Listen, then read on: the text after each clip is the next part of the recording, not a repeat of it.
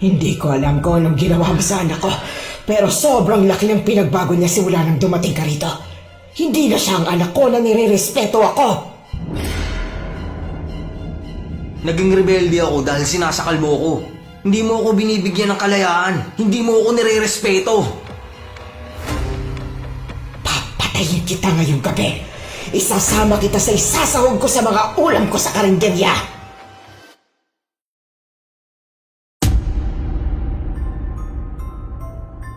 Kapag naririnig natin ang salitang nanay, ang unang pumapasok sa isip ay isang mapagmahal na nilalang. Gagawin nila ang lahat, maibigay lang ang pangangailangan ng anak. Isasakripisyo ang sarili at ipagtatanggol ka sa kahit na anong panganib. Pero hanggang saan nga ba dapat umaabot ang pagmamahal ng isang ina? Hindi ba dapat ito ay walang hanggan? Paano kung ang pagmamahal na yon ay naging nakakasakal na? Ganyan po ang tema ng ating kwento ngayon.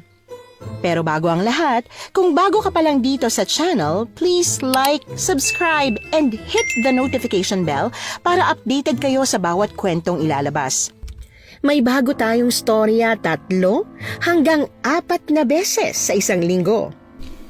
At ngayon, para sa tampok nating kwento.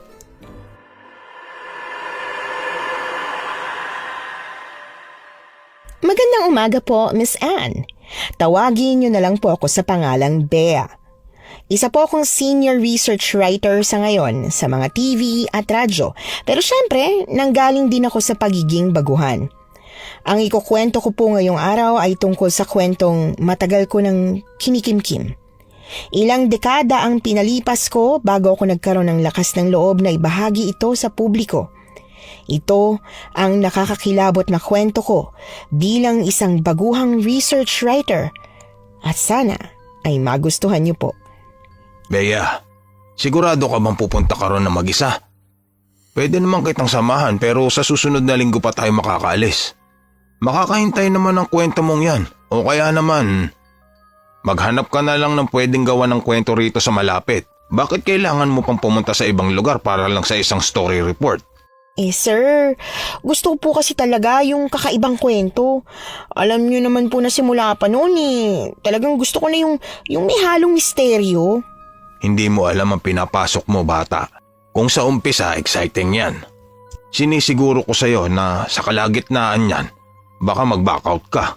Ba't naman po ako magbaback out? Gusto ko nga po to. Nako, bahala ka.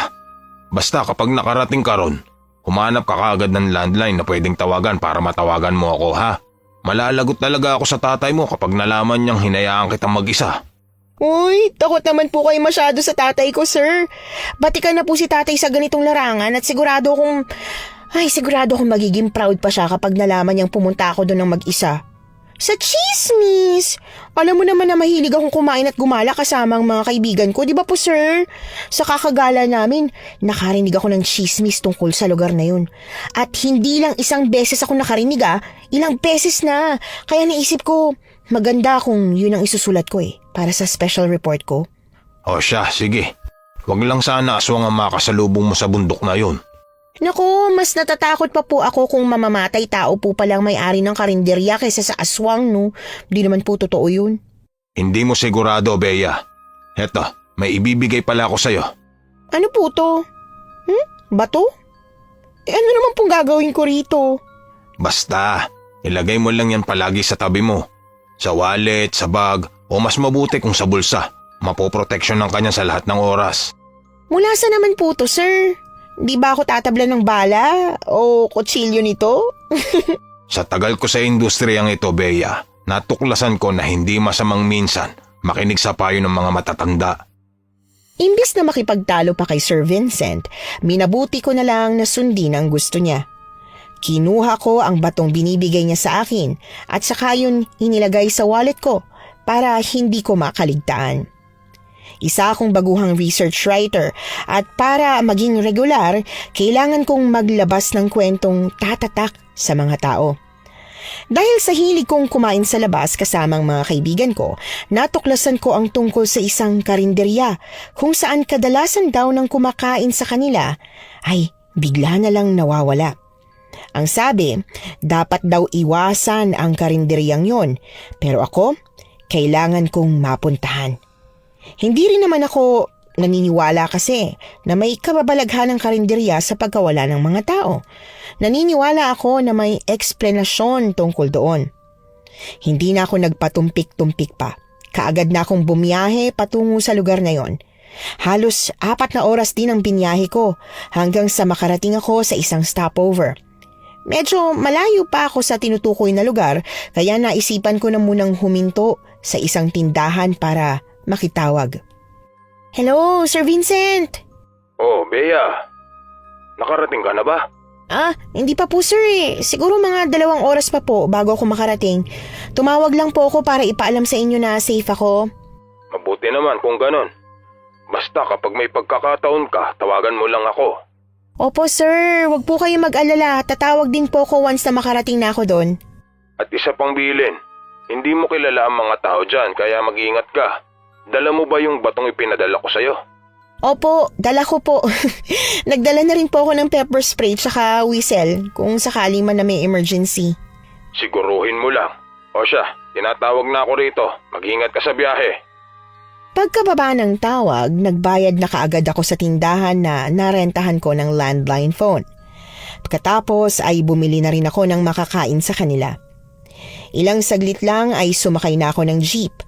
Pagkasakay ko roon, narinig ko kaagad ang usapan ng 2 pasahero tungkol sa karinderya kung saan madalas daw ay may nawawalang dayo.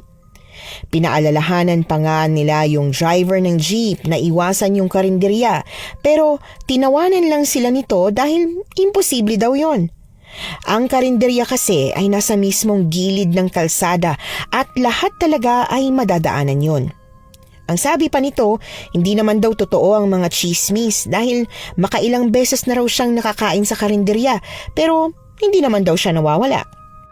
Ewan ko ba, pero kahit na ganoon na ang sinabi ng driver, mas lalo pa rin akong nako-curious. Kung ano-anong tanong ang sumagi sa isip ko.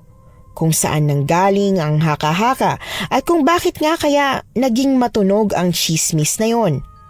Pero habang nasa kalagitnaan ako ng biyahe, pare-pareho kaming nagulat nang bigla na lamang umulan. Sa sobrang lakas ng ulan, halos hindi na makita ang daan. Nawalan din ng preno ang driver na talagang ikinataranta naming lahat. At dahil sa dulas ng daan, tumilapon ang jeep at tumaob sa gilid ng kalsada, padaos-dos sa isang bangin. Ewan ko kung ano ang sumunod na nangyari, basta't ang huling natatandaan ko lang, hindi ako nakalimot na magdasal sa Diyos habang nasa bingit ako ng kamatayan. Ano nang gagawin mo sa babaeng yan? Sinabi ko na sa'yo na pabayaan mo na yan doon at marami nang pwedeng tumulong na iba pero matigas pa rin ang ulo mo at nagpumilit ka. Nay, ako po ang unang nakakita sa kanya kaya ako na po ang tumulong. Kung nakakaimpyerna, ibis na magbubukas na tayo tinulungan mo pa taong yan. Nay, wag po kayong maingay at nagigising na siya. Nasaan ako? Miss, sa wakas nagising ka na. Kumusta ang pakiramdam mo? May masakit pa ba sa'yo? Kasi kung meron, dadalhin kita sa ospital. O bakit? May pera ka ba? Ha, Domeng? Para dalhin niya sa ospital? Rico, ang sakit ng bintit balakang ko. Pero Nay, masakit daw po ang binti niya. Patingin nga! Lumapit sa akin yung matandang babae at saka pinisil ng mariin ang tuhod ko. Nang mapahiyaw ako sa matinding sakit, ni wala siyang naging reaksyon. Isinunod niya pa ang paa ko at binti na pareho ring masakit ng pisilin niya. Gagaling yan.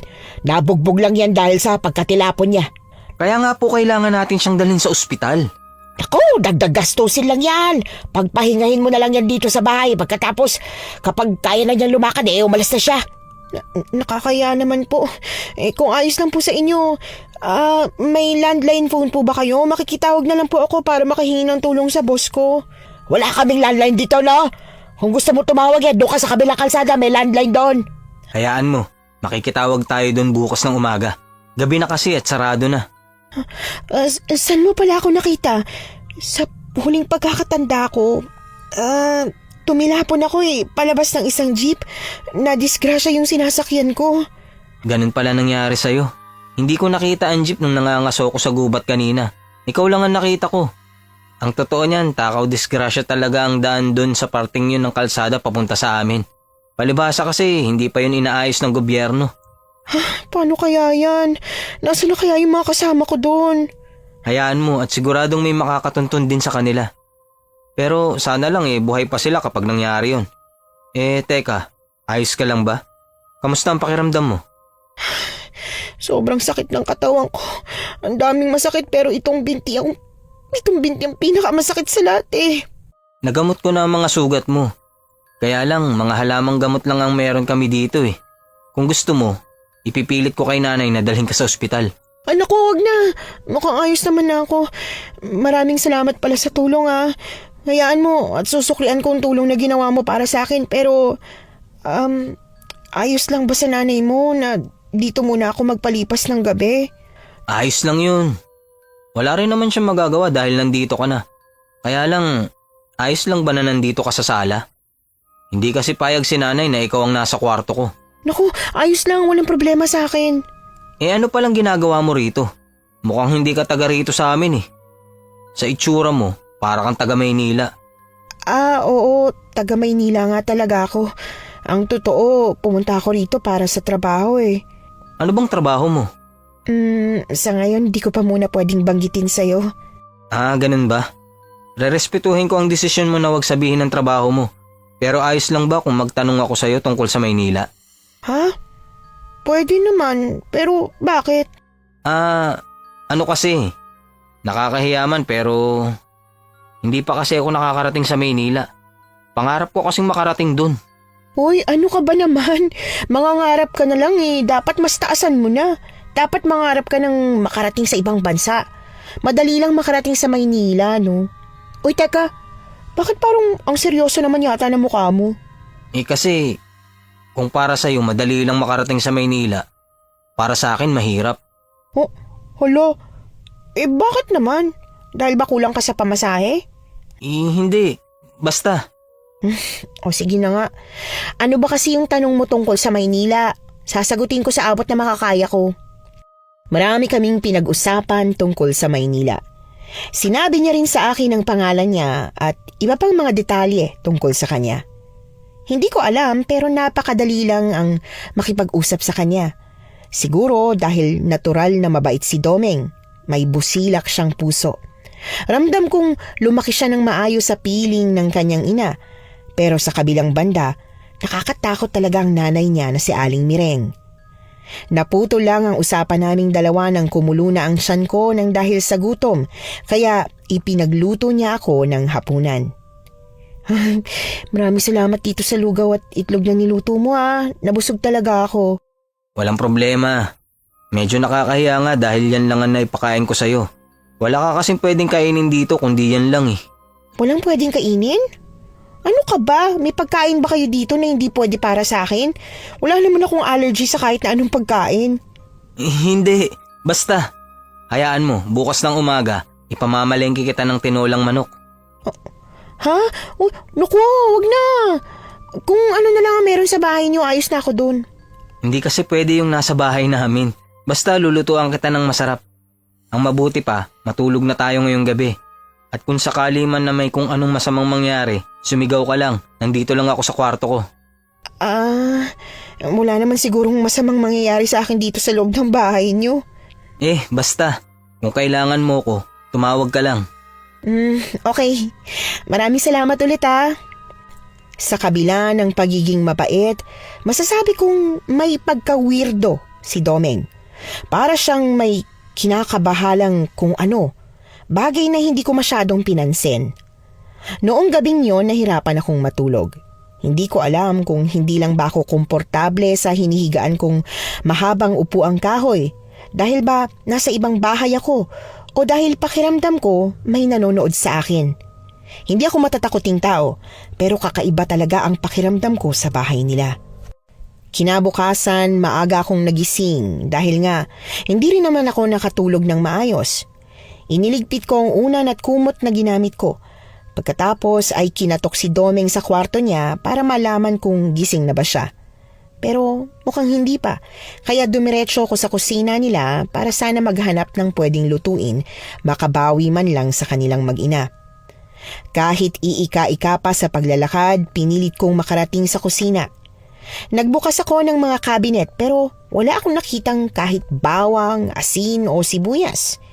Nagtataka man, sinubukan kong tumingin sa loob ng ref. Pero kaagad akong napatakip sa ilong nang pagbukas ko noon.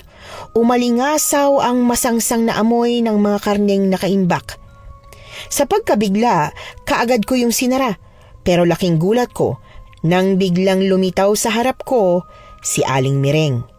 Ay, Diyos ko po! Aling Mireng, nagulat naman po ako sa inyo. Anong ginagawa mo rito? Ano po, naghahanap lang po sana ako ng pwedeng lutuin eh. Naisip ko po na para makabawi sa inyo, dapat po may gawin ako, di ba po? Wala kang dapat gawin. Di ba't masakit pang katawan mo? Dapat nananahimik ka lang doon para gumaling ka kaagad. Pero nakakaya naman po. Mas nakakahiya kung makikialam ka sa gamit ng iba. Manahimik ka na lang doon. At kung may kailangan ka, huwag kang maghalongkat ng gamit dito. Tawagin mo si Domeng. Sabi ko nga, pasensya na po kayo.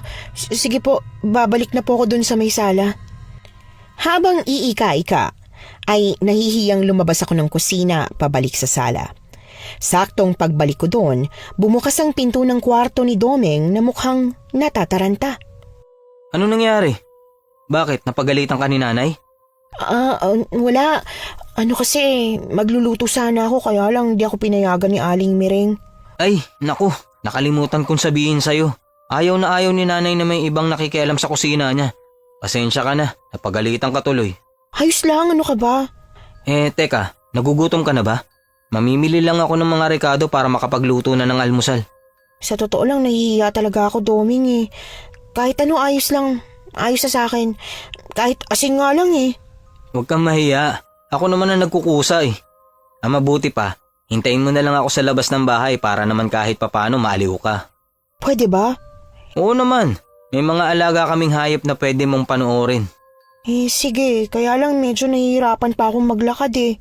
Tutulungan na lang kitang lumabas. Sige. Siya nga pala, pwede bang magpatulong din akong tumawag sa boss ko? Sa landline? Oo, sana. Pero malayo ang may landline phone dito sa amin. Mahirapan kang maglakad palabas. Kung gusto mo, ako na lang ang tatawag para sa'yo. Ibigay mo na lang sa akin ang numero. Sige, bibigay ko sa'yo. Uy, Domeng, maraming salamat talaga ha. Kung hindi dahil sa'yo, baka patay na ako ngayon. Paulit-ulit ka naman magpasalamat. Nahihiya na rin tuloy ako. Mabuti pa, halika na sa labas.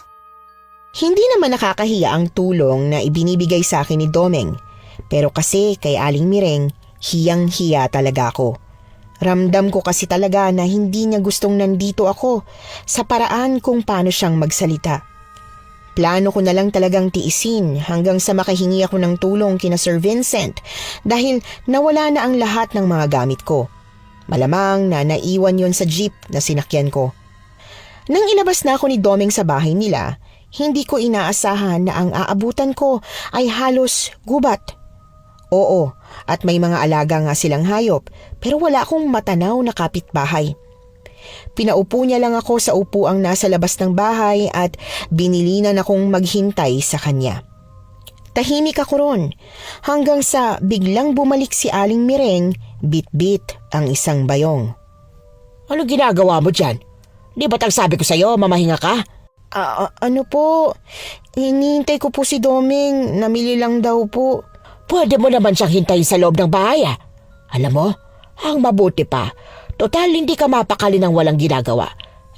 Tulungan mo na lang akong magbalat at maghiwa nitong mga gulay na ihahalo ko sa mga ulam na lulutuin ko. Mga ulam po? May handaan po ba? Anong handaan? Hindi ako naghahanda, no? Ibebenta ko sa karinderya. May karinderya po pala kayo. O sige tutulong po ako. Sabihin niyo lang po kung anong klaseng hiwa ang gagawin. Sige, tsaka na lang maghiwa.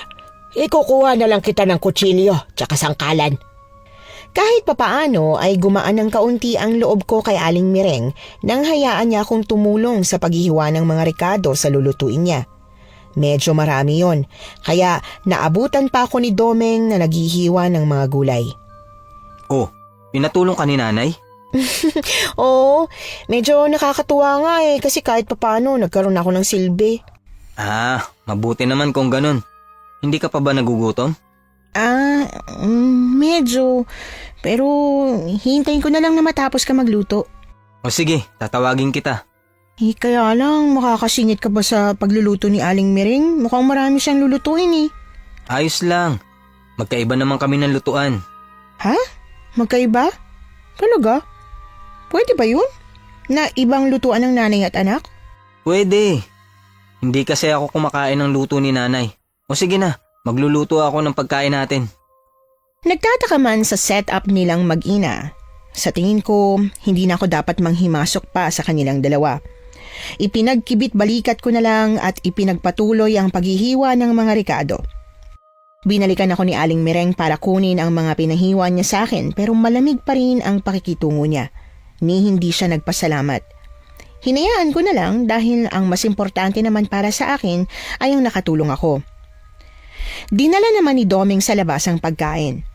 Tulad ng sinabi niya kagabi, nagluto siya ng tinolang manok at talagang masarap siya kung magluto. Wow!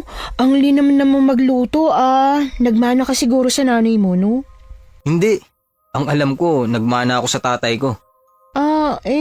Pero may-ari ng karinderyang nanay mo. Siguradong magaling siya magluto. Matabang siya kung magluto, kaya hindi ako kumakain ng mga luto niya. Ngayon lang ako nakarinig ng anak na hindi gustong luto ng nanay niya. Hindi ba pangkaraniwan? Hindi talaga, lalo na't ako. Talagang paborito kong luto ng nanay ko, no? Nakakainggit naman. Siya nga pala, maling numero ang binigay mo sa akin. Ang sabi raw, wala raw silang kilalang Bea. Lalaki ba o babae ang sumagot? Matandang babae ang sumagot. Hala, pwede ba patingin ang number na binigay ko sa'yo? Teka, nandito pa yun sa bulsa ko Eto. Teka lang. Hala, oo nga. Kulang ng number 1 yung number. Nakakainis naman. Sayang yung oportunidad. Sana nakausap mo na yung boss ko. Hayaan mo, susubukan ko ulit tumawag mamaya. Isulat mo na lang ng maayos ang numero. Sige, pero hindi ba malaking abala sa'yo yun? Ako na lang kaya kapag kaya ko nang lumakad ng malayuan. Ayos lang. Para naman masundo ka na nila. Bakit bigla ka yatang nalungkot? Hindi naman. Naisip ko lang, nakakainggit kasi pupunta ka na ng Maynila. Kung may pagkakataon ba? Gusto mo bang sumama? Ha? Oo naman. Gusto ko. Pwede bang isama mo na lang ako ron?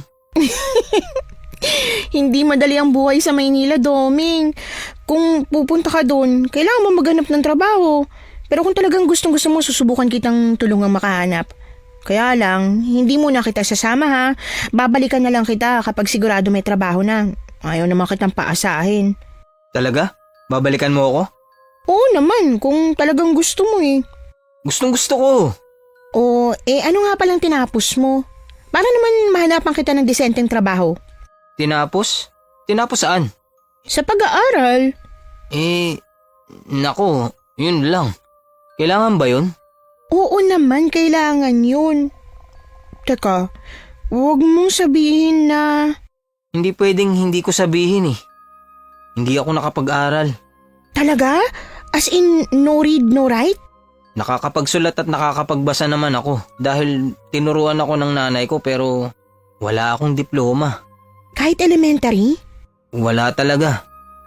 Ibig bang sabihin yan, hindi na talaga ako pwedeng pumunta sa Maynila? Pwede naman, pero kasi baka maging mahirap ang trabaho mo dun Alam mo na, ayoko masaktan ka kasi pangarap mong Maynila. Ayos lang sa akin ang mahirap na trabaho. Basta makarating lang ako sa Maynila. Kakaiba ka talaga, Doming. Hindi ko alam kung bakit gustong-gusto mo sa Maynila, pero...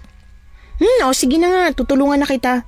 Yun, aasahan ko yan Oo, malaking naitulong mo sa akin kaya gusto ko makabawi kahit papano. Kakaiba ang saya sa mga mata ni Domeng. Para siyang isang bata na napagbigyan sa matagal niya ng inaasam-asam na hiling. Kaya alam ko na dapat hindi ko siya biguin. Kung kinakailangang suyurin ko ang Maynila para lang makahanap ako ng trabahong pwedeng tumanggap sa kanya, gagawin ko. Yon ang itinatak ko sa utak ko. Pagkatapos namin kumain, naglinis na siya ng buong bahay. Nalaman kong wala siyang trabaho bukod sa tinutulungan niya ang nanay niya sa lahat ng gawaing bahay at pati na rin sa karinderya. Bandang 12:00 ng tanghali, nagpaalam na siyang aalis para tulungan ang nanay niya kaya naiwan ako sa bahay. Wala akong ibang nagawa kundi ang matulog ng matulog sa maghapon kaya kinagabihan, gising na gising ako. Kamusta ka naman dito sa bahay, Bea? Ayos ka lang ba? Ang totoo niyan, hindi talaga ako sanay na palagi lang nakakulong sa loob ng bahay. Kaya nahihirapan ako. Kaya nga kailangan mo talagang magpahinga. Pero bukas kung sakali mang ayos na ang binti mo, pwede kang sumama sa amin sa karinderya. Kahit hindi ka tumulong, sumama ka lang. Talaga? Uy naku, gusto ko yan. Pero, kakayanin ko ba maglakad papunta doon? Sa likod lang naman ng bahay namin ang karinderya. Ha? Paano sa likod? Malalaman mo rin bukas. Siya nga pala, bumili na ako ng hapunan natin. Tara na, kain na tayo. Bumili? Mabuti't hindi nagtampo si Aling Mireng dahil sa iba ka bumili ng ulam. Wala naman ang natitira sa ulam niya. Madalas talagang walang natitira sa benta niyang ulam.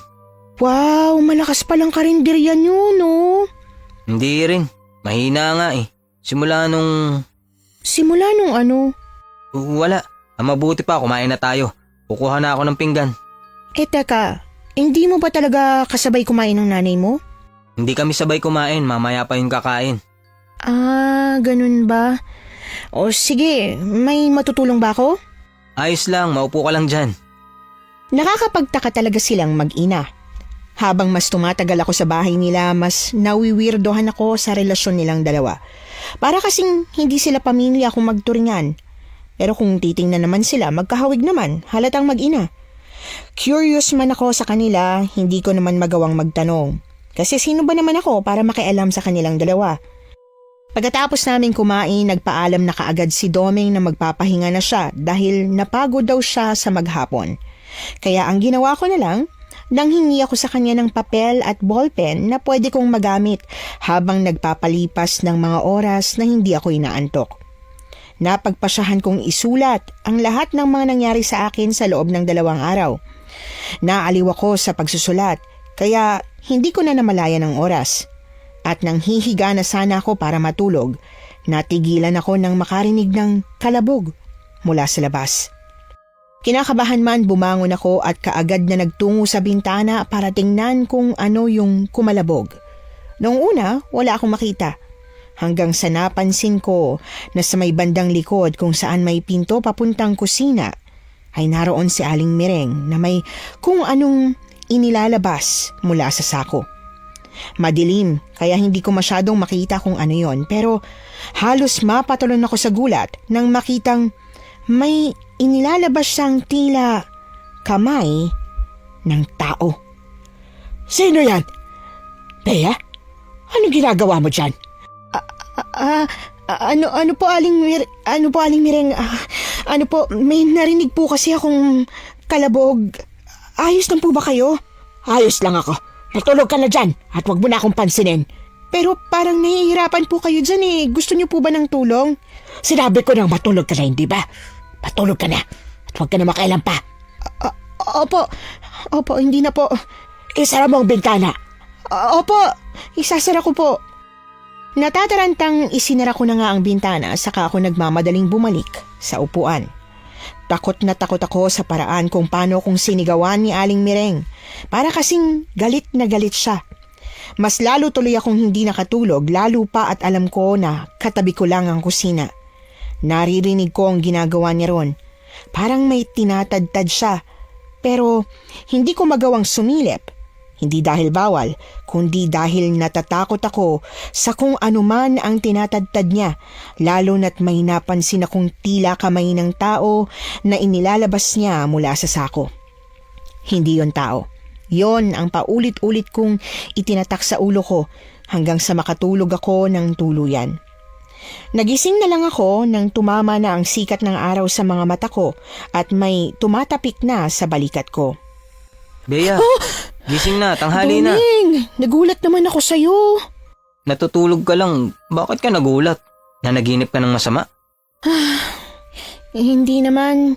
Late lang kasi ako nakatulog dahil nga, di ba kahapon, maghapon lang akong mag-isa dito kaya tulog lang ako. Kaya, ayan, nabigla ako nung gisingin mo ko. Ganun ba? Tara na at bumangon ka na. Tingnan mo nga kung medyo maayos na ang mga binti mo. Teka, ayun, medyo nakakalakad na ako na maayos eh. Pwede na siguro ako lumabas mamaya, no? Oo naman, isasama kita sa karinderya mamaya. Ay, sa wakas, malapit lang ba yung karinderya nyo? Sa may telepono? Pwede ba akong makitawag doon mamaya? Walang problema, sasamahan kita papunta ron. Naku, salamat naman. Excited ka na bang umuwi? Oo naman, tsaka sigurado ako kasi na nag-aalala na sila sa akin eh. Lalo na yung boss ko. Sinabi ko kasi sa kanya na tatawag ako kapag nakarating na ako. Pero hindi pa ako nakakatawag. Tama ka nga naman. Pero yung pangako mo sa akin, matutupad pa ba yun? Siyempre naman no, wala pa akong pinangakuan na hindi ko pa tinutupad. Hindi ako ganong klase ng tao. Aasahan ko yan ha. Tara na, mag-almusal ka na para makapunta na tayo sa karinderya. Gustong gusto ko nang umuwi. Nahihiya na kasi talaga ako kay Aling Mireng. At bukod sa nahihiya, natatakot din ako. Ewan ko ba, basta kagabi, nakaramdam ako ng matinding kaba patungkol sa kanya. Na para bang may itinatago siyang kababalaghan. Pero sa kabilang banda, naaawa naman ako kay Domen. Nakikita ko kasi sa mga mata niya na nalulungkot siya sa tuwing babanggitin ko na gusto ko nang umuwi. Hindi ko alam kung bakit, pero sa tingin ko, yun ay dahil wala siyang ibang kaibigan maliban sa akin. At napatunayan ko yon nang pagdating namin sa karinderya, wala nga siyang nakakausap na iba bukod sa mga customer. Dito lang din pala sa likod ng bahay yung tabing kalsada. Bakit ang sabi mo malayong palengke? Akala ko dadaan pa sa gubat. Malayo naman talaga eh. Doon pa yun sa kabilang kanto. Pero hindi mo talaga nasabi sa akin na hindi naman pala dadaan sa gubat. Nasa likod lang pala ng bahay niyo yung kalsada. Pasensya naman. Hindi ko na naisip ipaliwanag sa'yo. Siya nga pala, napansin ko na halos lahat ng mga kumakain dito sa inyo. Parang hindi mo kilala. Wala ka bang kaibigan man lang na kumakain dito? Wala akong kaibigan. Ha? Uy naku, imposible naman yan. Wala naman sigurong tao na walang kaibigan. Ano ba yung kaibigan? Seryoso? Hindi mo alam ang ibig sabihin ng kaibigan? Oo, ano ba kasi yun? Yung kaibigan, yung nakakausap, o kaya naman nakakabiruan mo. Tsaka yung komportable ka kapag kasama mo, mga ganun. Ibig sabihin kaibigan kita? Ha? Kung komportable kang kausap ako, oo, syempre magkaibigan na tayo. Kung yung kausap ko, may mga nakakausap ako sa palengke at saka sa may tricyclean. Pati na rin sa mga kalapit na tindahan. Marami akong nakakausap. Pero wala ka bang nakakausap palagi? Yung nakakasama mo sa gala o kaya trip sa buhay? Trip? Ano yun? Naawa tuloy ako sa'yo. Dapat magkaroon ka ng kaibigan. Ang kaibigan yung nakakasama mo sa mga gusto mong gawin sa buhay. Yung kasama mong tumawa, kasama mo sa malulungkot na araw, tsaka kung ano-ano pa. Parang ang saya magkaroon ng ganun. Hayaan mo, kapag nakapunta ka na sa Maynila, magkakaroon ka rin ng maraming kaibigan. Talaga? Mas lalo tuloy akong nasasabik na makapunta dun. Siya nga pala, wala na masyadong dumarating na customer. Pwede mo na ba akong samahan sa tindahan para makitawag? Oo nga pala. O sige, tara na. Domeng! Saan ka pupunta? Nay, sasamahan ko lang po si Bea papunta sa tindahan. Makikitawag daw po siya. Ganun ba? Magpapasundo na ba siya? Opo, Nay. Mabuti pa nga. Pero bilisan mo at maya-maya may customer na uli. Sige ho, Nay. Nasabik ako nang papunta na kami sa tindahan. Nahihirapan pa rin talaga akong maglakad pero pinilit ko ang sarili ko para lang makausap ko na si Sir Vincent. Alam ko na talagang nag-aalala siya sa akin at baka nga ipinalagay niya na ako sa missing person. Pagkarating sa tindahan, binigyan ako ni Domeng ng pambayad. Ang sabi niya sa akin, babalikan niya na lang daw ako at baka mapagalitan siya ni Aling Mireng. Pumayag na rin ako dahil nga gusto ko ring makausap ng pribado si Sir Vincent. Hello? Sino to? Sir Vincent, ako po to. Bea? Naku po, Diyos ko. Ang tagal kong hinintay ang tawag mo. Alam mo bang pinalista na kita sa missing person? Hindi mo pa ba napapanood sa TV? Ay hindi po sir, wala po kasing TV tong napuntahan ko eh. Ano ba kasing nangyari sa'yo, ha? Bakit ngayon ka lang tumawag? Naaksidente ho ako sir. Sa sobrang lakas ng ulan, tumilapon yung sinasakyan kong jeep. Ako, mabuti na lang po at may mabuting tao na tumulong sa akin. Kaya lang walang-wala po akong pera para makauwi eh. Nawala po kasi lahat ng mga gamit ko. Nako, nasaan ka ba? Ipasusundo kita. Teka lang po. Hindi ko po kasi talaga alam kung nasan ako. Napilayan po ako at nahirapan po akong lumabas. Ngayong araw lang po ako nakalabas eh. O siya, sige. Magtanong-tanong ka kung nasaan ka. Teka lang ho, Ale. Pwede po bang malaman kung anong address po dito? Tinanong ko ang tindera na nagbabantay sa tindahan. Sinagot niya rin naman kaagad ako na sinabi ko rin kay Sir Vincent. Ano? Nandiyan ka na pala sa location na pupuntahan mo eh. Ha? Hala, oo nga po no. Hindi ko napansin. Sige sir, wag niyo na po muna ako ipasundo. Gagawa pa po ako ng kwento. Ano? Nadisgrasya ka na't lahat? Yung kwento pa rin ang gusto mo? Bea, ipasusundo na kita. Hindi po sir. Siguro, bigyan niyo pa po ako ng mga 2 araw. Ay nako, napakatigas naman talaga ng ulo mo. At saka nga po pala, yung taong tumulong po sa akin dito, gusto niya po kasing maghanap ng trabaho sa Maynila meron po bang available? Kaso lang, hindi po kasi siya nakapag-aral eh. Meron namang available dito. Pero janitor, marunong naman ata siyang maglinis. Opo sir, sigurado pong marunong siya. Pero ang tanong, kilala mo ba yan? Mabuting tao ba? Sir, kung di po dahil sa kanya, patay na ako ngayon. O sige, ako nang bahala sa kanya. Tutulungan ko siya pero umuwi ka na. Magpapadala na ako ng susundo sa'yo. Kung hindi lang ako busy ngayon, ako na mismo ang susundo eh. Sige na nga ho. Salamat po sir. Pasensya na po talaga. Pinakaba ko kayo. O siya, sige na. Tatawagan ko na mga pulis na i-lift ka na sa missing person dahil alam ko kung nasaan ka na. Mag-iingat ka dyan at hintayin mo ang sundo. Ibigay mo sa akin ang mismong address. Kaya lang tatanungin ko pa po. Tatawagan ko na lang po kayo ulit. Bea, nako. Baka bukas ka pa ulit tumawag ha? Hindi po, tatawag po ako pag natanong ko na. Salamat po sir. Nang ibaba ako na ang tawag, nagbayad na kaagad ako sa tindera. Pero ewan ko ba, kakaiba ang tingin niya sa akin. Kaya napatanong ako bigla sa kanya. Pero imbis na sagutin ang tanong ko kung bakit ganoon na lang siya kung makatingin sa akin, sinagot niya rin ako ng tanong. Isang tanong na nagpagulat talaga sa akin. Bea, tapos ka na ba makipag-usap sa boss mo? Oo, kaya lang, hindi ko kasi alam ang address niyo para masundo nila ako. Hindi ko pa nasabi. Ganun ba? Tatawag ka ba ulit sa kanya para sabihin ang address namin? Oo, sana kung ayos lang sa'yo. Sige, tara, tawagan natin siya. Naging awkward ang pakiramdam ko kay Domeng nang matuklasan kong ang karinderya pala nila ang dahilan kung bakit nandito ako ngayon. Hindi ko tuloy alam kung paano ako makikipag-usap sa kanya. Hindi ko alam kung paano ko aalamin kung ano ang dahilan kung bakit iniiwasan ang karinderya nila. Pumasok kasi lahat sa isip ko yung mga nangyari nitong nakalipas na araw. Kung paano ako nadisgrasya at kung paano ko nakarating sa bahay nila. Totoo ba talaga ang lahat ng ito? Parang ang hirap paniwalaan na aksidente lang ang lahat ng mga nangyari. Matapos sabihin ni Domeng ang address ng bahay nila, bumalik na kami sa karinderya. Kung kanina, nanonood lang ako sa mga dumarating at umaalis na customer. Ngayon, tahimik na akong nagmamasid at pinag-iisipan ang lahat. Tama pa bang mag-imbestiga ako? Tama pa bang gawan ko ng kwento ang mga tumulong sa akin? Kanina ka pa tahimik ah. Ayos ka lang ba? Oo. Medyo masakit lang ang ulo ko pero ayos lang ako. Dapat pala pinabalik na kita kaagad sa bahay kaninang tanghali nung nakatawag ka na sa boss mo. Ibig bang sabihin yan? Aalis ka na?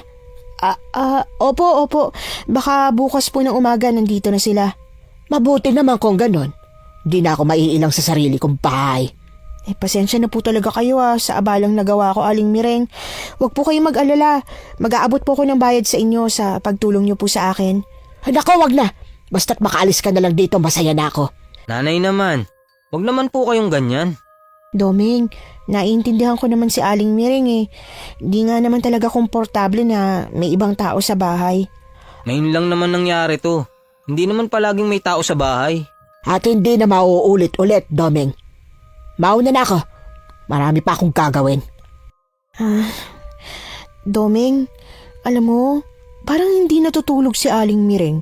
Di ba nakakasama sa kanya na halos hindi siya nagpapahinga? Nung isang gabi kasi, naabutan ko siyang may bit-bit na sako at naglalabas siya ng mga... Anong nakita mong ginagawa ni nanay? May hinihila siyang sako tapos kumuha siya ng parang karne yata yun o kahoy. Hindi ako sigurado kasi malayo Tsaka sa gabi, naririnig kong nagtatadtad siya. Parang hindi kasi natutulog ang nanay mo. Karne nga siguro ng baboy ang nakita mo. At oo, sa gabi rin yun inaasikaso bago siya matulog. Hindi mo lang siguro napapansin na natutulog din siya. Pero bakit sa gabi? Dahil sa gabi lang siya may oras.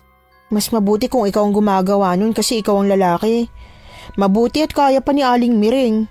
Hindi ako pwedeng makialam sa trabaho ni nanay. Di ba nga sabi ko sa'yo, walang pwedeng makialam sa kusina niya, kasama ako ron. Ganun ba? Grabe pala sa pagiging strikta ang nanay mo, no? Oo, strikta talaga siya. Pagkarating namin sa bahay, naabutan namin si Aling Mireng na abala sa pagsisiga ng mga kahoy sa may bakuran. Tinanong siya ni Domeng kung bakit siya nagsisiga, pero ang isinagot lang ni Aling Mireng ay wala na daw pakialam doon si Domeng. Kaya naman hinayaan na lang namin siya at dumiretso na lang sa loob para maghapunan. Sa sobrang pagod ko yata dahil sa labis na pag-iisip, nakatulog kaagad ako. Nagising na lang ako dahil sa mga kalabog sa labas. Naririnig ko rin ang sigawan ni Aling Mireng at Domeng pero hindi ko maintindihan ang pinag-uusapan nila. Parang nagsasalita sila sa ibang lengguwahe. Sinubukan kong wag silang pansinin pero nakakatakot na ang boses ni Domeng. Mas mataas pa ang boses niya kaysa kay Aling Mireng at para bang nagkakasakitan na sila. Kaya agad akong bumangon at nagpunta sa pinto, saka ko binuksan yon. Nang dahil sa ginawa ko, natigil ang sigawan, pero hindi ko sila makita. Bea, bakit gising ka pa? Nag-aalala ako na baka nasasaktan mo na si Aling Mireng Pumasok ka na sa loob! Hindi ko kayo makita. Ayos lang ba si Aling Mireng? Pumasok ka na, Bea. Ayos lang ako. Away mag-ina ito, kaya wag ka nang makialam. Sabi ko nga, pasensya na ho. Kaagad kong isinara ang pinto at doon ko lang na-realize na masyado na nga akong nakikialam sa biglaang paglabas ko para lang pigilan sila. Pero hindi ko pinagsisisihan na nakialam ako. Hindi ko sila nakita kanina at sigurado talaga ako na nasaktan ni Domeng si Aling Mireng. Kung hindi ako nakialam, baka kung ano na ang nagawa niya sa kanyang ina dahil naririnig kong nasasaktan ito. Nabawasan tuloy ang pag-iisip ko kay Domeng na mabait siya dahil kaya niyang saktan ang sarili niyang ina. Ilang saglit pa bumukas ang pinto at pumasok si Domeng na mukhang galit pa rin ang mukha. Si Aling Mireng, bakit hindi pa siya bumabalik? Huwag mo siyang alalahanin, hindi yun mamamatay. Domeng, umamin ka nga sa akin. Sinaktan mo bang nanay mo? Hindi ko siya sinaktan. Hindi sinaktan, pero narinig ko na sasaktan siya. Hindi ko nga siya sinaktan. Bakit ba hindi ka naniniwala sa akin? Hindi ko kayang saktan ng nanay ko. Ako nga ang sinaktan niya Sigurado ka ba? Kasi kahit ano pang gawin o sabihin sa'yo ng nanay mo, dapat hindi mo siya kailanman saktan. Kahit emosyonal. Sana iniintindi mo na lang, hindi yung sinisigaw-sigawan mo pa siya. Bakit? Dahil ba siya ang dahilan kung bakit nabuhay ako? Bea, akala ko pa naman matalino ka dahil nakapag-aral ka. Oo, siyang nagbigay ng buhay sa akin pero ginusto ko bang mabuhay? Lalo na sa ganitong klase ng pamumuhay? Bago namatay ang tatay ko, tinuruan niya pa akong magbasa at sumulat. Dahil gusto niya mag-aral ako pero anong ginawa ng nanay ko? Hindi niya ako pinag-aral dahil masyado raw delikado ang mundo para sa akin. Baka kasi may dahilan siya. Baka pinoprotektahan ka lang niya. Pinoprotektahan? Eh siya nga itong dapat mong katakutan. Pero bakit? Nanay mo siya. Bilang anak, marami akong karapatang kinuha niya sa akin, Bea. Hindi mo kumikilala, kaya wag mong sabihin hindi ko siya pwedeng saktan. Pagkatapos niyang sabihin yon, dumiretso na siya sa kwarto niya at saka ibinagsak ang pinto. Nakaramdam tuloy ako ng matinding konsensya. Kasi tama siya. Hindi ko sila kilala para sabihin ko yon sa kanya. Sa kung paano sila magturingang mag-ina, alam ko naman na talagang may kakaiba sa kanilang dalawa. Ramdam ko sa una pa lang na hindi sila ordinaryo, pero nahusgahan ko pa rin si Domeng. Buong gabing hindi na talaga bumalik si Aling Mereng sa loob ng bahay. Hindi ko alam kung saan siya natulog. Saka ko lang siya nakita ng umaga na at naghahanda na siya para sa mga lulutuin niya sa karenderya. Aling Mereng, ako po bang pinag-awayan niyo ni Domeng kagabi? Oo, ikaw nga. At kung ikaw nga talaga, alis ka na ba? Pasensya na po talaga kayo sa laki ng abalang nagawa ko sa inyo mag-ina. Hindi ko alam kung anong ginawa mo sa anak ko, pero sobrang laki ng pinagbago niya simula nang dumating ka rito. Hindi na siya ang anak ko na nirerespeto ako. Aling Mereng, hindi po ako ganong klase ng tao. Wala naman po akong sinasabi sa kanya na... Talaga ba? At sa tingin mo paniniwalaan ko yan, ha? Aling Mereng, Umalis ka na rito, Bea. Hindi ba tumawag ka na sa boss mo? Eh bakit wala pa sila rito? inaasahan ko pong darating sila ngayong araw. Huwag po kayo mag-alala. Aalis na po ako at hindi na po ako manggugulo. Siguruhin mo lang. Dahil sa oras na hindi ka pa umalis dito ngayong araw, hindi mo magugustuhan ang mangyayari. Talagang kinilabutan ako sa sinabi ni Aling Mereng. Pakiramdam ko may masama siyang gagawin sa akin kung hindi agad ako aalis. Sa takot ko, gustong-gusto ko nang tawagan si Sir Vincent at tanungin kung kumusta na ang mga susundo sa akin. Pero nahihiya naman akong unang kausapin si Domeng dahil sa pagtatalo namin kagabi. Sasama ka ba sa karinderya? Oo, sana. Sa tingin ko kasi mas mabuting nandun ako. Aabangan kong dumating yung sundo ko. Oo nga pala. O sige, tara na. Domeng, teka lang. Ano kasi, tungkol kagabi, pasensya ka na sa mga nasabi ko Alam kong nagpadalos-dalos ako sa mga binanggit ko. Hindi ko masyadong napag-isipan. Mali talaga ako sa mga sinabi ko at tama ka. Hindi ko kayo ganong kilala para magsalita ako ng hindi maganda. Ayos lang. Naiintindihan din naman kita. Alam kong nabigla ka lang din sa pag-aaway namin ni nanay. Hindi nga pala kagaya ng sa inyo na... Na ano? Wala. Ang sabi ko, halika na. Pumunta na tayo sa karinderya. Baka dumating na ang mga susundo sa'yo tapos wala ka ron. Oo nga pala. Gusto kong malaman kung ano man yung dapat na sasabihin niya sa akin. Pero alam ko naman na hindi niya rin yun itutuloy. Ang totoo, iniisip ko pa rin talaga kung anong dahilan kung bakit iniiwasan ang karinderya nila. Kung bakit halos parang bagong mukha ang kumakain sa karinderya nila at bihira ang bumabalik-balik. Kung tutuusin, pwede akong manatili at alamin ang katotohanan pero nahihiya ako kay Domeng dahil nagkaroon na kami ng, kumbaga, pinagsamahan. Alam ko na masasaktan siya kapag nalaman niya ang totoong dahilan kung bakit ako nandito.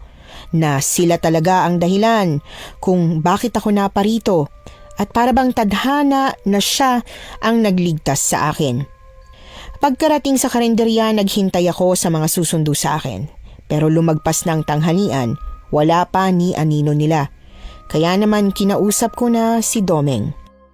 Domeng, pasensya ka na sa abala pero pwede bang humingi ulit ako ng tulong sa'yo? Hindi pa rin kasi dumarating yung sundo ko Ayos lang ba kung samahan mo ulit ako sa tindahan para sana makitawag at tanungin ko si Sir? O kaya naman kahit makahingi na lang muna ako ng barya pantawag. Pangako ko sa'yo, babayaran talaga kita pagkarating nila. Nahihiya na kasi talaga ako sa'yo. Ayos lang. Halika na at sasamahan kita sa kabilang tindahan. Hoy, anong sasamahan? Kaya na niya maglakad kaya hayaan mo na siya. Marami pa tayong gagawin dito, ano? Ano ba, Nay? Napag-usapan na natin to, di ba? Uuwi naman na siya. Doming, ayos lang ako. Ano ka ba? Tama naman si Aling Miring eh. Kaya ko nang lumakad. Pahiramin mo na lang ako ng barya na magagamit ko. Ay, sige na nga.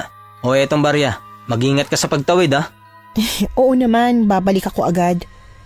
Medyo masakit pa ang binti at paa ko pero nagawa ko namang ipilit na lumakad papunta sa kabilang kalsada kung saan naroon ang tindahan.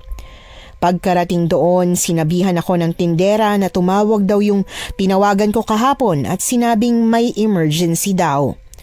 Kaya nagmamadali akong tumawag pabalik. Ilang saglit lang ay sinagot na agad ang tawag. Sir, ano pong nangyari? Ano pong emergency? Bea, nako, nagkaroon ng emergency. Nasiraan ng sasakyan yung pinapunta ko sa'yo. Ano po? Diyos ko, kumusta naman daw po sila? Ayos lang silang dalawa. Nakatawag pa nga sa akin kanina pero mukhang matatagalan daw ang pag-ayos ng kotse. Kung ayos lang, baka gabi o bukas ng umaga sila makarating dyan. Di ba, kailangan mo rin naman tingnan yung karinderya? Sir... O bakit? Huwag kang mag-alala at susunduin ka nila kahit anong mangyari.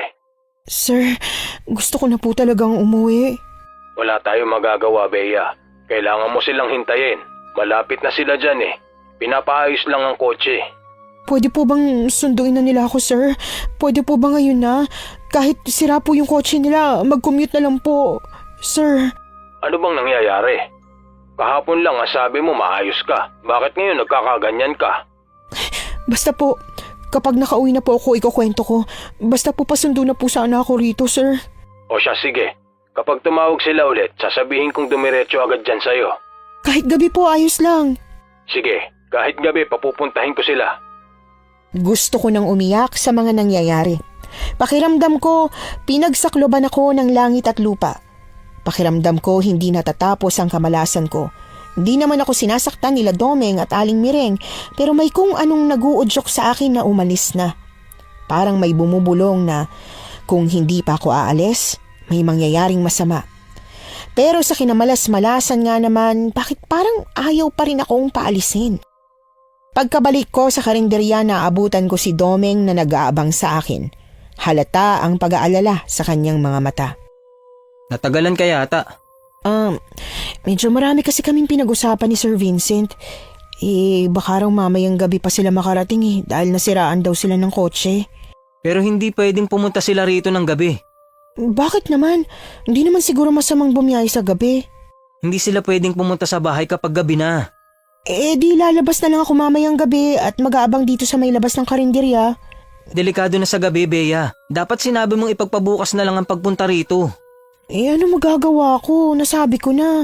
Tsaka, Doming, gustong-gusto ko na talagang umuwi. Gusto ko na makita ang pamilya ko, tsaka makabalik sa trabaho ko. Oo nga pala. O siya, sige. Ako na lang ang bahala. Lalabas tayo mamayang gabi at hihintayin sila. Salamat at naintindihan mo ko. Pero Bea, ano ba talagang trabaho mo? Personal na bagay sa akin yun, Doming. Hindi mo na kailangan malaman sa ngayon. Pero kung sakali na pupunta ka sa Maynila, malalaman mo rin. Hindi na ako pupunta. Ano? Pero bakit?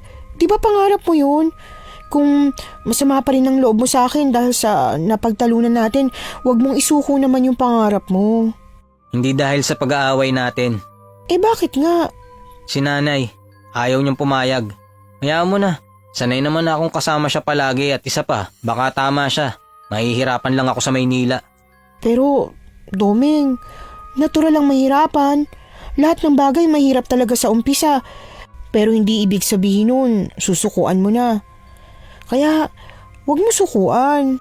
Pag-iisipan ko. Dadalawin kita rito pag nakahanap na ako ng trabaho para sa'yo.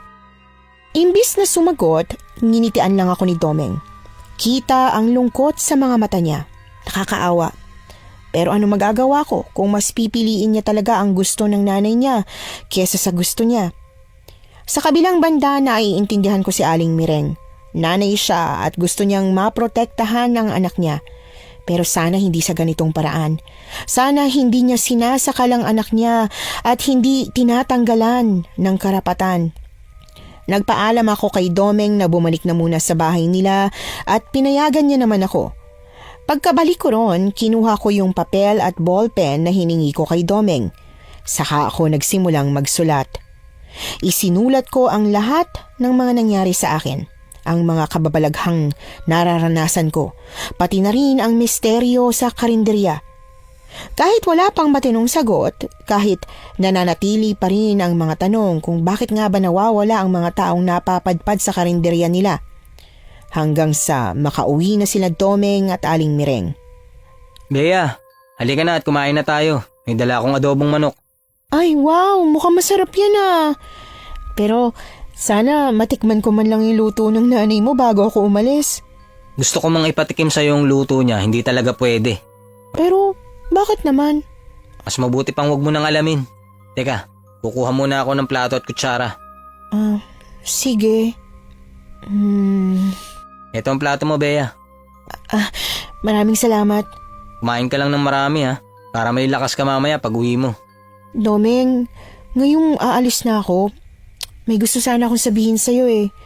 Alam kong pwede mong ikagalit, pero sa tingin ko mas mabuting tanggapin ko yung galit mo kaysa ang hindi ko sabihin sa'yo. Sige, Bea. Handa akong makinig at kahit ano pa yan.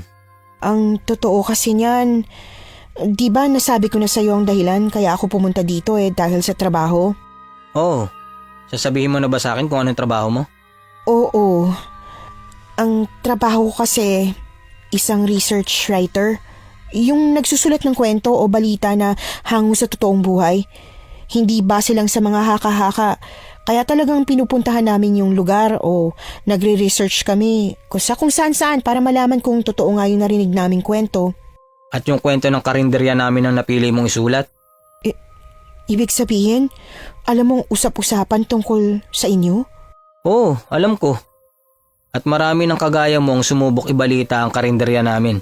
Pero lahat sila walang napatunayan. Kaya nga napagpasyahan ko na hindi na ituloy dahil wala naman talaga eh. May napansin man akong kakaiba sa inyo mag-ina. Hindi naman siguro totoong nawawala ang mga tao nang dahil sa inyo. 'Di ba? Ang mabuti pa kumain ka na. Domeng, bakit mo binabago ang usapan? Bea, may mga tanong na minsan mas mabuting hindi na natin malaman. Ibig sabihin, totoo nga?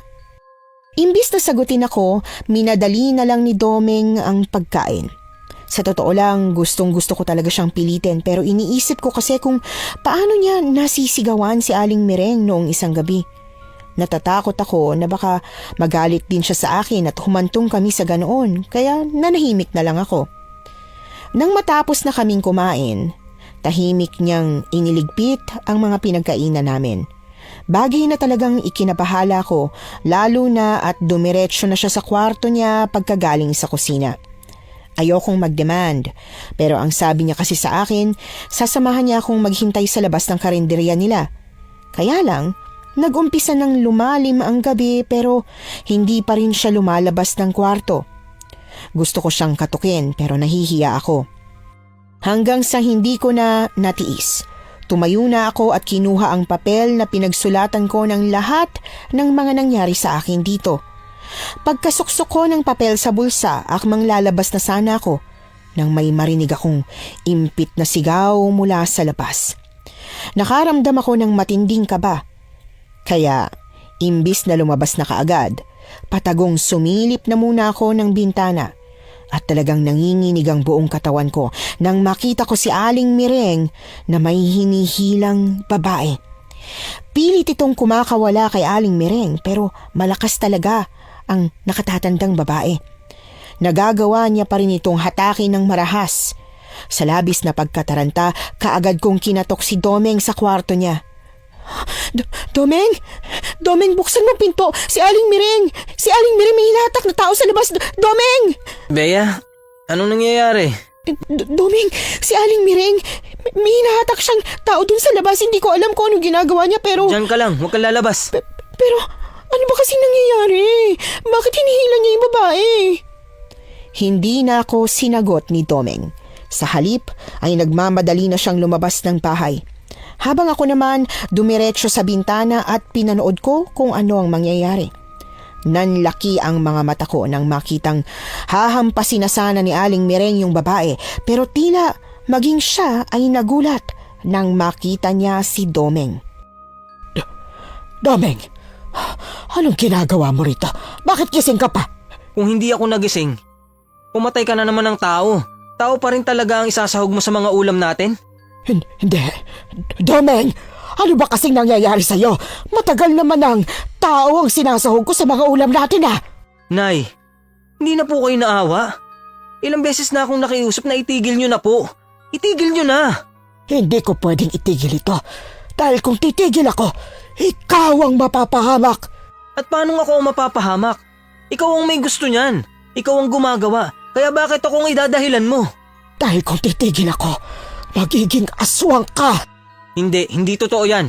Kay tatay ako nagmana. Hindi ako aswang tulad mo. At sinong may sabing nagmana ka sa tatay mo, ha? Pwede kang maging isang aswang sa oras na tumigil ako sa ginagawa ko. At sa paanong paraan? Hindi nakasagot si Aling Mireng. Halatang dahilan lang talaga niya ang lahat para gawin ang karumaldumal na pagpatay ng mga tao. Halos masuka ako sa lahat ng mga nalaman ko. Kaya pala, hindi ako pinapakain ni Domeng ng mga lutong ulam ng nanay niya. Kaya pala ilag siya sa kanya. At kaya pala galit ang nanay niya na nandito ako dahil ayaw niya pala sa tao. Sa totoo lang, gustong gusto ko nang lumabas. Gusto ko nang tumakas. Pero halos hindi na ako makagalaw dahil sa labis na panghihina ng aking mga tuhod. Hindi ka makasagot, di ba? Dahil wala naman talagang totoong dahilan. Pinoprotektahan lang kita, Domeng. Alam mo, dati ka namang nakikinig sa akin Dati ka namang walang pakialam, pero simula nang makasalamuha ka ng mga tao, naging ganyan ka na. At mas tumindi pa ngayong dumating na yung Bea na yan. Hindi sa wala akong pakialam noon. May paki ako pero hindi ako makapagsalita. May paki ako pero wala akong magawa. Hindi ako makapagsalita dahil ano namang labang ko sa'yo, Nay. Hindi totoo yan. Dati ka nang may respeto at magalang na anak. Pero dahil sa mga taong yan, naging rebelde ka na. Naging rebelde ako dahil sinasakal mo ako. Hindi mo ako binibigyan ng kalayaan. Hindi mo ako nire-respeto. At ngayon, ano gusto mo gawin ko? Itigil ko ang pagpatay sa mga tao? At paano tayo mabubuhay? May mga hayop na pwedeng lutuin. Pero hindi tayo mabubuhay sa hayop, Domeng. Alam na alam mo yan. Nabuhay ako ng ilang taon nang hindi kumakain ng mga ulam na niluto mo. Ilang taon lang. Paano pa ang mga susunod na taon? Tama na ang usapang to, Nay. Ang mabuti pa, iiwan na kita. Ayoko na sa ganitong buhay. Pagod na akong intindihin ka. At saan ka pupunta? Sa Maynila? Kasama yung Bea na yan? Oo, sasama ako sa kanya at wala ka nang magagawa. At sa tingin mo ba hahayaan ko yung mangyari? Hindi. Mamamatay muna siya bago pa kayo makapunta sa pinapangarap mong Maynila. Namilog ang mga mata ko nang biglang lumingon sa akin si Aling Mireng. Galit na galit ang mga mata niyang nanlilisik. Bago pa man ako makaatras, nagbago na ang kanyang itsura. Tinubuan siya ng pakpak at mabilis na lumipad patungo sa akin.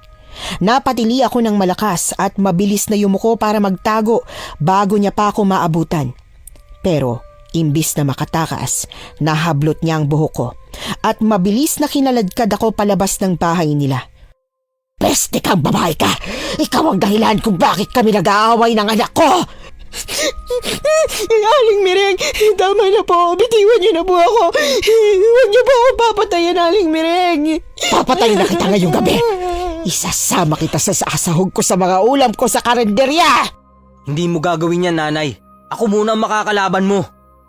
Kaagad na tumilapon ako sa lupa nang sumugod si Domeng kay Aling Mireng.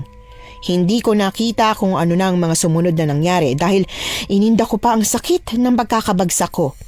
Pero nang marinig ko ang mahinang ungol ng babae sa tabi ko, dumilat agad ako. Nakita ko ang duguan niyang mukha habang nakatitig sa akin. Ilang segundo akong nakatulala lang. Iniisip ko pa kung anong dapat kong gawin hanggang sa bigla akong natauhan. Buhay pa siya at kailangan niya ng tulong. Nagmamadali akong bumangon kahit sobrang sakit ng katawan ko. Tinulungan ko ang babaeng bumangon at pilit na sinabihang magpakatatag siya dahil tatakas kami. Kahit hirap na hirap, pinilit naming maglakad papunta sa likod ng bahay. Pero nang malapit na sana kami, may biglang humawak sa paa ko at pilit akong hinila pabalik. Bitiwan mo ako, pakiusap, Aling Mireng! Hayaan mo na po ako! Hindi kita hahayaan. Ginalit mo na ako kaya papatayin na kita. Huwag, Aling Mireng! Kapag pumatay po kayo ng tao, mas lalong sasama ang loob ni Domeng sa inyo! Masama na ang loob niya sa akin. Mas mabuting, mas pasamain ko pa. Hindi na talaga nagpaawat pa si Aling Mireng. Pilit niya akong kinaladkad habang ang mukha ko ay halos mabugbog na sa pagtama sa lupa. Umiyak na ako at nang ihinto niya ang pagkaladkad niya sa akin, pinihit niya ako paharap. Doon bumungad sa akin ang nakakahilakbot niyang mukha. Mas matanda kaysa sa mukha niya bilang tao. Tila naaagnas pa ang balat niya. Ang tagal kong nagtiis, Bea. Ilang araw kang nandito at gustong gusto na kitang kainin. Pero dahil nirespeto ko ang anak ko, hinayaan kita. Ngayong dinumihan mo ang isip niya, wala na akong pakialam pa. Wag po! Wag po, Aling Mireng! Wag! Inangat niya ang kamay niya. Pagkatapos ay tumubo ang mahahaba niyang mga kuko. At nang ididikit niya na sana sa dibdib ko, hindi niya maituloy. Alang, bakit ganito? Bakit parang bakal ang dibdib mo? Hindi ko matusok. May anting-anting ka? Hindi ko alam. Kaagad ko siyang tinulak palayo at mabilis akong bumangon para tumakbo. Pero dahil sa sobrang dami kong sugat, nadapa lang din ako at nahirapang tumayo. Nang pilit pa sana akong babangon, nakita ko si Domeng na hinaharang si Aling Mireng. Opo, Nay. May anting-anting si Bea at ako ang naglagay nun sa kanya, kaya hindi mo siya masasaktan. At paano ka naman nagkaroon ng anting-anting, Aber? Hindi nyo na kailangang malaman. Paalisin nyo na lang po kami ng matiwasay kung ayaw nyo pong tayo ang magiging magkaaway. Hindi pa ba kaaway ang tingin mo sa akin ngayon, Domeng? Tama na po, Nay. Hayaan nyo na po kaming umalis. Agad lumapit sa akin si Domeng at saka ako tinulungang tumayo. Hinawakan niya ang braso ko at inilagay sa balikat niya. Halika na, Bea. Bumalik na tayo sa inyo. Huminto ka, Domeng! Kapag umalis ka, hindi kita mapapatawad! Pasensya na ho kayo, Nay. Pero hindi ko na kayang mabuhay lang sa tabi nyo habang buhay. Binabalaan kita, Domeng! Pero hindi na nagsalita pa si Domeng. Dire-diretso na kaming naglakad papunta sa gate na nasa likod ng bahay nila. Buong akala ko ay hahayaan na kami ni Aling Mireng pero nagulat ako nang may humawak sa balikat ni Domeng at hinatak siya palayo. Sa gulat ko napalingon ako at nakita si Aling Mireng. Walang kasing tindi ang galit sa mga mata niya. Halo-halong emosyon ang naroon. Puot, galit, kalungkutan at pagkamuhi. At sa isang kisap mata nabigla ako nang kapain niya ang bulsa ng suot kong shorts at hinatak ang nakapaloob doon. Yung itim na batong pinadala sa akin ni Sir Vincent. Umusok ang mga kamay niya. Unti-unting nalalapnos yon pero wala na siyang pakialam. Hinagis niya ang bato at akmasa nang sasaksakin ako sa puso pero nasagi ko ang kamay niya kaya sa tiyan yon napunta. Napasinghap ako sa matinding sakit. Bumaba ang tingin ko sa tiyan ko at nakita kung paano unti-unting sumisirit ang dugo. Bea! Wala nang sisira sa ulo mo, Domeng. Papatayin ko na siya. Pagkahatak ni Aling Mireng sa kamay niya, napaluhod ako sa lupa. Umagos ang dugo sa tiyan ko na agad kong tinakpan. Pilit kong pinipigilan ang pagtagas pero hindi ko magawa. Hanggang sa nanghina na ang katawan ko at bumagsak na ako sa lupa. Habang naghihingalo ako at pilit sinusubukang manatiling gising, nakita ko kung paano nilabanan ni Domeng si Aling Mireng. Galit na galit siya. Pinakita niya kung ano ang tunay niyang nararamdaman.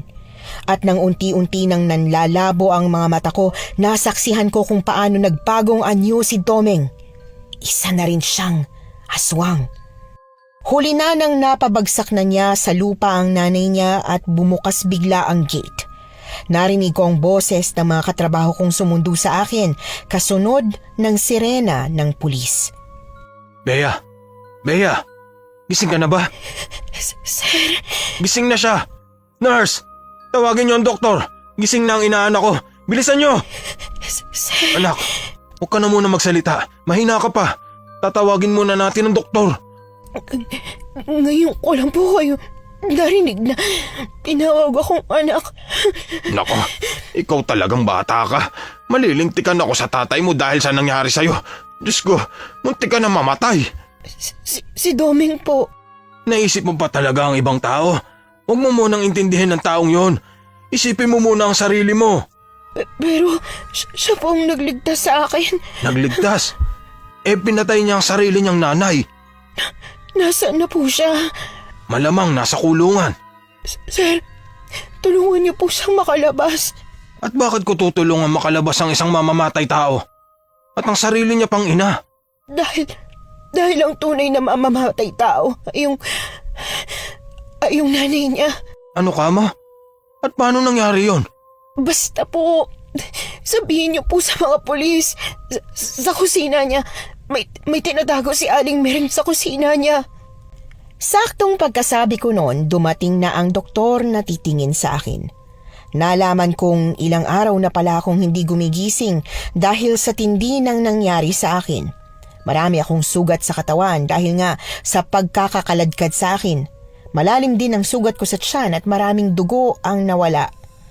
Inakala nila na hindi na ako magigising. Nag-alala na ang tatay at nanay ko pero hindi sila makabalik agad sa Pilipinas kaya si Sir Vincent na ninong ko rin ang nagbantay sa akin. Tinanong ko rin kung anong nangyari doon sa babaeng muntik ng patay ni Aling Mireng pero wala raw balita. Buong akala ko babaliwalain ni Sir Vincent ang sinabi ko tungkol sa kusina ni Aling Mireng. Pero sa sumunod na araw, bumalik siya na may isang nakakatakot na balita. Paano mo nalaman ang tungkol sa kusina ni Aling Mireng? Ano pong nakita nila sa loob ng kusina niya? Nakakadiri, Bea. Sumama ako sa mga pulis para matingnan yung mismong kusina pero hindi ko kinaya. Lumabas kaagad ako. Sir, sabihin niyo na po sa akin. Ay, yung ref niya, puno ng laman loob ng tao. At sa sahig, may mga secret door papunta sa pinaglulutuan niya ng mga ulam na binibenta sa karinderya. Nakakasulasok ang amoy roon, Bea. Nakakadiri. Nakita mo ba yan? Hindi po, sir. Pero naririnig ko pag nagtatadtad siya ng mga karne. Naririnig ko kapag nagluluto siya pero wala akong nakikita sa kusina niya. Kaya sigurado ako na nasa ilalim niya ng bahay. Diyos ko, Bea. Paano mo kinaya yung mga araw na nakatira ka doon? Dahil hindi ko naman po alam eh. Mabait si Domeng at hindi niya pinaramdam sa akin na may panganib sa paligid. Ni wala siyang binabanggit sa akin. Pero siguradong may nararamdaman ka ng kakaiba kahit wala siyang sinasabi. Meron nga. Hindi ko lang inintindi. Lalo na po nung nalaman kong sila pala yung karinderyang hinahanap ko. Tungkol pala doon, nakita ko yung papel na sinulatan mo. Nabasa ko rin. Bea, magandang kwento ang karanasan mo sa bahay ng mag-inang may-ari ng karinderyang yun. Ano kaya kung ipasa mo ang kwento nito? Sir, hindi ko pa po alam kung ipapasa ko ba ang kwentong to. Pero bakit? Magandang kwento ito, Bea. Di ba ito ang gusto mo? Yung kwentong misteryoso at may kababalaghan. Isa pa, ikaw mismo ang naka-experience. Opo, pero ayokong pagkakitaan ng kwento ni Domeng. Pero bakit naman? Dahil kahit papano, naging kaibigan ko siya. Kahit sa huli, napatay niya ang nanay niya, naging malapit pa rin siya sa akin, sir. Sobrang bait na tao ni Domeng. Kinontrol siya ng nanay niya simula pa nung bata siya. Hindi siya binigyan ng kalayaan na makapag-aral. Hindi siya nagkaroon ng mga kaibigan. Minulat lang siya sa buhay na paulit-ulit at sa buhay na hindi naman niya gusto. Pilit tinali ng nanay niya ang pakpak niya kaya hindi siya makalipad. At ang tanging pangarap lang niya, yung makapunta sa Maynila. Kawawa naman pala si Domeng, anak. Kaya pakiramdam ko, sir, hindi tamang ilabas ko to. Pero alam mo, magandang kwento talaga to, Bea. Pag-isipan mo ha. Sige ho, sir. Alam kong magiging magandang kwento ang naging karanasan ko sa bahay ni na Domeng. Kahit na siguradong marami ang tataas ang kilay at magtatanong kung totoo ba. Pero natatakot ako sa magiging reaksyon ni Domeng kaya pilit kong itinago ang tungkol sa bagay na yon. Matapos ang 1 buwan, nakauwi na rin ako sa bahay namin. Pero bago ako umuwi, nakausap ko pa yung babaeng muntik nang mapatay ni Aling Mireng. Nagpasalamat siya sa akin dahil kung hindi ko raw siya tinulungan, malamang napatay na siya.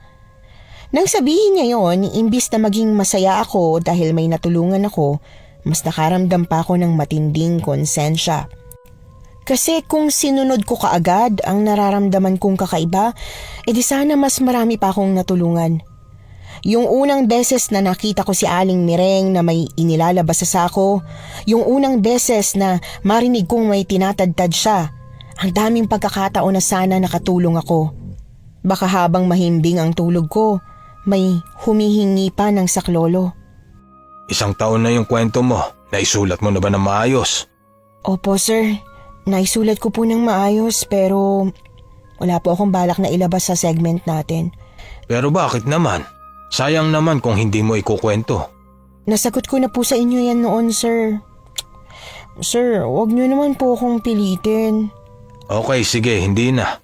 Nanghihinayang lang kasi ako dahil siguradong kapag inilabas mo yon, talagang gaganda ang karera mo bilang research writer.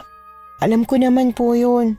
Pero sa tingin ko po may mga kwentong mas mabuting itago na lang kaysa isa publiko. Siya nga po pala. May balita na po ba kayo kay Domeng? Yun na nga. Wala pa rin hanggang ngayon. Bakit ba kasi gustong gusto mo siyang mahanap? Baka nakalimutan ka na nun. Marami po akong gustong sabihin sa kanya, sir. Kahit siguro makalimutan niya ako, ipapaalala ko sa kanya na ako yung tinulungan niya. Hindi kaya nainlababo ka na ron? Naku, Bea, sinasabi ko sa'yo ha. Sir naman, wala po akong nararamdamang ganun para sa kanya, no?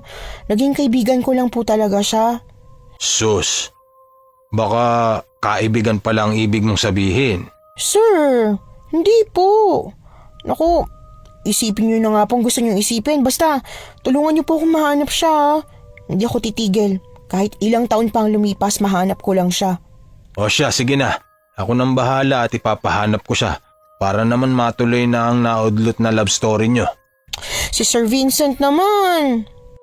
Makalipas ang ilang taon, natanggap din ni Sir Vincent na wala talaga akong balak na ilabas pa ang kwento ko tungkol sa mag-inang may-ari ng iniiwasang karinderya. Nagpatuloy ako sa pagiging research writer pero hindi na ako umalis ng mag-isa. Nagkaroon na ako ng trauma. Pagkatapos ng 5 taon, nahanap ko rin kung saan nakakulong si Domeng. Oo, hinanap ko siya dahil gustong-gusto ko talaga siyang makita. Pero dahil sa hirap ng komunikasyon noon, nahirapan akong hanapin siya. Nang sa wakas ay makita ko na si Domeng, nagulat talaga ako dahil hindi ko inaasahan ang laki ng pagbabago niya. Domeng, ikaw na ba yan? Wow, ang laki ng pinagbago mo! At ikaw naman, hindi ka nagbago. Ang ganda mo pa rin. Nahiya tuloy ako bigla. Pero ano, ang ganda na ng ngiti mo ah. Hindi ko inaasahan na magiging ganyan kasi ang itsura mo. Ang ganda na rin ng pangangatawan mo. Hindi ka napayat. Salamat naman kung ganun. Alam mo ba kung bakit? Oh, bakit nga ba? Marami na kasi akong kaibigan dito sa loob ng kulungan. At saka, nag-aaral na rin ako dito.